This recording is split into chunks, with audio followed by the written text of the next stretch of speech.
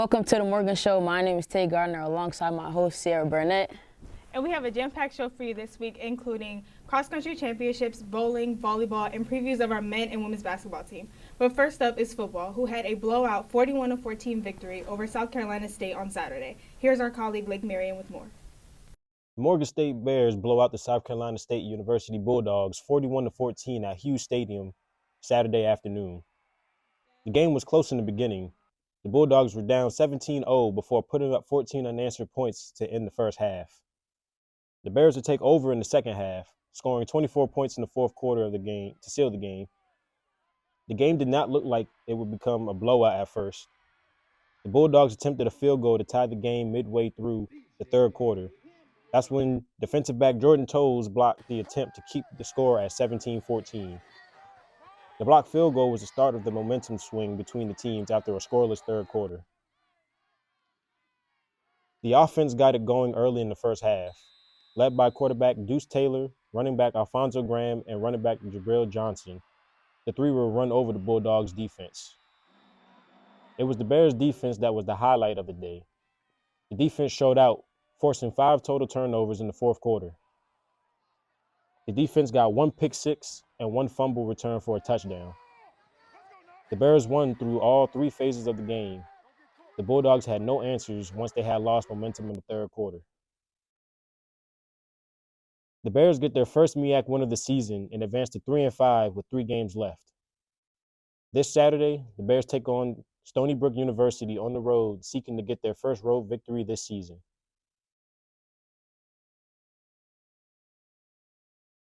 Here are my 5 takeaways from the game. Number 1, the passing game continues to struggle. The Bears are still struggling passing the ball. Quarterback Deuce Taylor completed only 7 of 25 of his passes in the game, which is only 28%. Taylor would throw 2 picks, 1 resulting in a touchdown for the Bulldogs. Passing the ball is still a weakness for the Bears.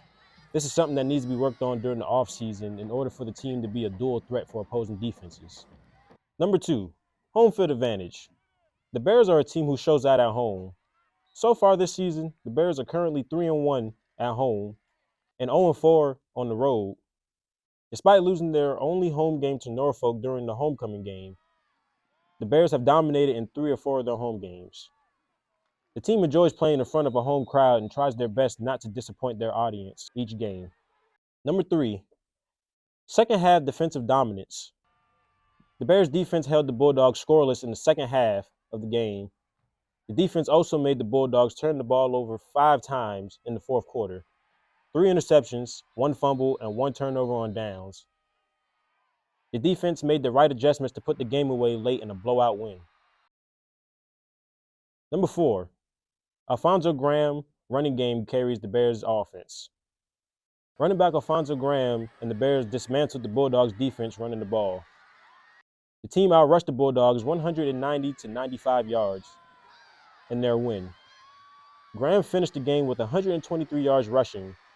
Taylor and running back Jabril Johnson also helped the team running the ball by getting a few first downs to extend their drives on the field. And finally, number 5, closing out a close game. At halftime, the game was close. After the Bears led 17-0 early in the first half, the Bulldogs fought back and made the score 17-14 before halftime. Teams played almost evenly until the fourth quarter, where the Bears would go on a 24-0 run to finish off the Bulldogs. Defense helped seal the win for the Bears and end their 3-game losing streak. These are my 5 takeaways of the game. Marion from the Morgan Show. Go Bears. Thanks, Lake. Congratulations are in order to the cross-country team. Women's placed 4th and men's placed 5th in the MEAC Championship in Delaware this past Saturday. Rachel Field concluded her successful season, placing 11th overall and earned a spot on the All-MEAC team for the 2nd year in a row. Cross country has reached the finish line, so let's head over to the bowling alley. The Bears will travel to Millsboro, Delaware next week to participate in the first of 2 MEAC qualifying tournaments. And as we roll off the lanes and onto the court, I'd like to mention that the volleyball team will take on the Coppin State Eagles next Friday, November 11th for their senior home game. Later on in the show, we will have more on men's and women's basketball. Basketball season is finally here. The Bears are excited for the season. Last week, the men's basketball team had their media day, where we found out who's the best dressed, who's the best shooter, who they might give the aux to at practice, and who's always late to practice. And we added something new this week. We let them compare their teammates to players in the NBA. With the season being next week, the Bears are hyped for their first matchup against Xavier. Morgan State is projected to finish 4th in the MEAC, but the team's coaches say the talent on this team points otherwise.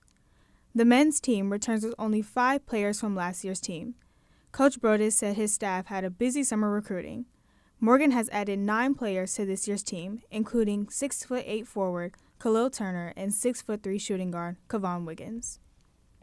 Coach Brockett constructed a new team and also brought back former Morgan State assistant coaches Keith Goody and Larry Stewart. Brockett heads into his 4th season and said winning a MEAC title continues being the goal. The Bears have reached the MEAC tournament for 3 consecutive years. The Bears finished 4th during the regular season, but hope for so much more. Offense came easy for the Bears last season, as they averaged 75 points per game. Senior guard Malik Miller returns as the most consistent scorer. He was named to the All-MEAC preseason second team. The Bears see their first championship run under Coach Brockett beginning this season. Just being a better leader, being a better team player, I feel like all around. I think the best part of this year is that I feel like we got a chance to win the whole thing, so I'm just looking forward to that, and I'm just hoping we can make the best of it. Scoring has been easy for the Bears. Stopping people has been a problem. Last season, the Bears allowed 72 points per game. Expect Coach Brodus' coaching style to remain the same, hard but fair. He's confident in the team's chemistry. It's different. So far, the chemistry is a lot better with these guys. We try to mend the team towards our strengths and try to get away from our weaknesses. The familiarity within the new coaches and the different perspectives have made a positive impact on the Bears so far. Coach Brockett has high hopes that their high basketball IQs will translate onto his players. Huge difference. I mean, they're both professionals. Larry has been unbelievable with the big guys. I mean, our big guys are playing a lot better than they were last year, and Keith Goody he's just my eyes and ears. He knows me from years and years of college basketball. We know each other from way back in the 80s, 90s, and it's just been a breath of fresh air. And then we got Austin Freeman, who I recruited at Georgetown to come work with our guards and wings because he knows our system. So, a common theme among everyone is winning a championship. Only time will tell. I want to win a championship. This is my senior year, and I'd love to bring one to Morgan State. And I'm going to do everything I can to win the MEACs and go see what we can do in the dance. My name is Khalil Turner, and my position is the forward. My name is Daquan Copeland. I'm the point guard. Testing, 1, 2, 3, testing, 1, 2, 3. My name is Joseph Billy, and I'm a forward. My name is Kevon Wiggins, and I play the point guard / shooting guard position. Oh, my name is Isaiah Burke, point guard, Morgan State University. My name is Cam Haas, and I play the 1 point guard. Will Thomas. Rob Lawson, point guard. The funniest, I think I'm the funniest on the team, to be honest. The funniest, probably Lil. Who's the funniest on the team? Probably gonna go with my guy Malik. I ain't gonna lie, he's kind of funny. I ain't gonna lie. I'm gonna say Cam. The funniest on the team is me. The funniest is Khalil. I say, dang, we don't really got no, I'm gonna just say Khalil. Who's the best shooter on the team? Best shooter goes to either Cam or Kev. It's a tie between them two.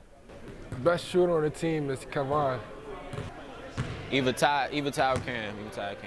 Best dressed, Isaiah Burke, for sure, hands down. All right. Burke definitely. I would have to say Burke. The best dressed on the team? Me. If you could compare Malik to anybody in the NBA, who would it be? I would say Draymond Green, because Malik is like a player. Malik is like a player like you actually need on the team. Draymond Green, essential. If it wasn't for Draymond, Golden State wouldn't have 4 rings right now. That's all I'm gonna say. The Bears open their season on the road against Xavier on November 7th. Isaiah Burke has embraced his new role as a leader and scorer on the Morgan's men's basketball team. It's his senior season, and he's returning injury-free. Burke had time to mature on and off the court. He returns after a season-ending knee injury.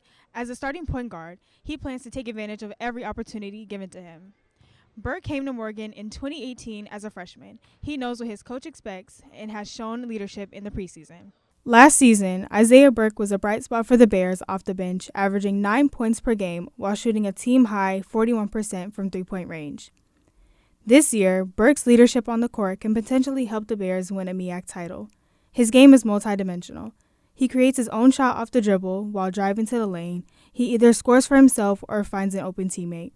When it comes to defense, Burks, 6'1", is an exceptional defender. His aggressiveness brings a spark to the team. According to Burke, basketball is 90% mental and 10% physical. Now that he is in the starting rotation, Burke credits his mental and physical preparation for his current success. I wouldn't say a mental preparation. It was more so of just, disciplining myself, making sure I'm doing, what I'm supposed to. I get up every day at like 8 a.m. in the morning. I set my alarm, so, I can't sleep past 8, so I'm up early. I have a lot of time in the day to do what I need to do, to be successful. Having a new team required him to elevate his IQ and get to know his teammates' style of play to set an example of what the Bears are trying to accomplish this season. He's a leader. His IQ has grown. His leadership skills have gotten better. Isaiah by nature is quiet, but he talks now. He talks a lot on the court, and it helps the new guys to understand what we're trying to do and how we're trying to do it. And you always need guys like him and Malik, and he has really stepped up for us this year so far. Being sidelined for a year with a knee injury was difficult, but with a great support system, it allowed him to keep a positive attitude for himself and his teammates. I went through a time in my life that really changed me as a person, and that's why I feel like I am who I am today. It just made me mentally stronger. Even though I wasn't playing, I was watching every single game, rooting for my teammates, texting some of my teammates, wishing them good luck whenever they won, good win. You feel me? Try to get the dub. Even though I'm not there, I'm still a part of the team. Isaiah Burke's dedication has been beneficial to the team. Coach Brodus doesn't worry about Burks inside or outside of basketball. Isaiah's been a bright spot for this, not just the program, this university. This will be his 4th year playing under me. He has grown as not just a basketball player, but as a man, as an individual. Once he leaves, I don't worry about him because now I know when him and Malik leave, they have, perseverance and endured. They've done a lot for this university and for themselves to go on and be successful people in the communities. I think he'll be very successful once he leaves here, whatever he does, basketball, business-wise. He's got my backing in whatever he does. Morgan State women basketball player Taylor Addison has stepped up her play to earn leadership role in her 2nd year playing with the Bears. Standing 5'10", the senior out of Columbia, Maryland is returning healthy and strong. Addison is looking to start for the Bears in her upcoming game against Shepherd University on November 7 after having to sit out 2 games last season due to a sprained ankle and labrum injury. She transferred to Morgan State from Mount St. Mary's College in 2020 and has adapted to the university's program tremendously. She responds to the coach's instruction well and has proven herself to be a great team leader. Introduced as a junior, Addison quickly adjusted to her new teammates and coaching staff to average 7 points, 5 rebounds, and led the Bears in 3-point shooting with 42% last season.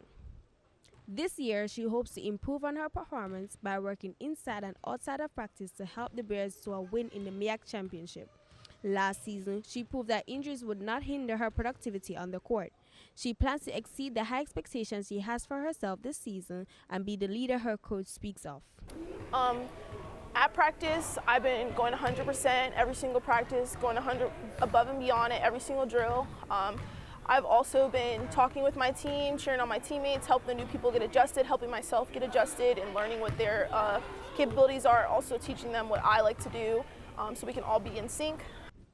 Born on the 13th of December 1999, Addison looks up to LeBron James as a role model because of his competitiveness and leadership. The coaches and teammates describe her as the voice of the team. The team rely on her work ethics and energy to get going at championships. Her willingness to pass and her attention to details allows her to be successful on and off the court. With all the work she has put in the off-season, Addison plans to set the tone early for the Bears to make a deep run and potentially win a championship with the Bears. With love and respect, I'm Aliesha Robinson from the Morgan Sports Show. Thanks for tuning into the show this week. Until next time, I'm Taylor Gardner. I'm Sierra Burnett.